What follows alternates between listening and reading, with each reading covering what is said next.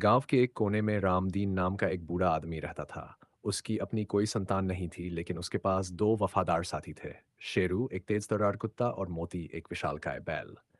ये दोनों ही रामदीन की दुनिया थे। गांव में सब कुछ सामान्य था, लेकिन कुछ दिनों से अजीब घटनाएं हो रही थीं। रात में लोगों के घरों से सामान गायब हो रहा था, खेतों में खड़ी फसलें बर्बाद पाई जाती, और कई बार तो अजीब अजीब आवाजें भी सुनाई देती। गांव वाले डरे हुए थे। रामदीन का घर गांव के किनारे था, जहां जंगल शुरू होता था। एक रात जब चारों ओर सन्नाटा था, अचानक शेरू जोर जोर से भौंकने लगा।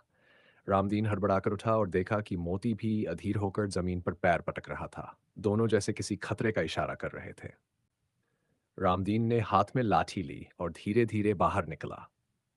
चांदनी रात थी, लेकिन खेतों के किनारे कुछ हलचल थी। उसने देखा कि कुछ परछाइयां झाड़ियों में छिप रही थीं। इससे पहले कि वह कुछ समझ पाता, शेरू उन पर झपट पड़ा। तभी झाड़ियों के पीछे से दो आदमी निकले और तेजी से भागने लगे, लेकिन वे भूल गए थे कि मोती वहीं खड़ा था। जैसे ही वे उसके पास आए, मोती ने अपने बड़े बड़े सींगों से उन्हें रास्ता रोक लिया। डर के मारे दोनों चोर वहीं गिर पड़े।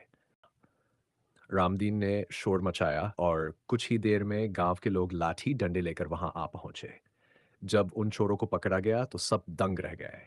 ये वही लोग थे जो दिन में भोले भाले बनकर गांव में घूमते थे और रात में चोरी करते थे। गांव वालों ने चोरों को पंचायत के हवाले कर दिया, और सरपंच ने सबके सामने ऐलान किया, अगर रामदीन के कुत्ते और बैल न होते तो ये चोर कभी पकड़ में ना आते। गांव वालों ने मिलकर रामदीन को इनाम दिया, लेकिन उसने कहा, इसका असली हकदार तो मेरा शेरू और मोती है।